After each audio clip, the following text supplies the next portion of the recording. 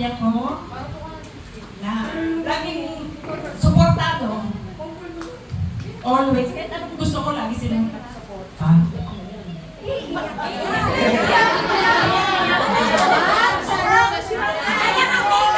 At saka yung mga schoolmate ko, galing pang mga then, alakan mo yun sa Japan. Sa mga kumari ko, yes, yung mga gaganda kong kapitbahay na kumari, sa Katema, wala iba.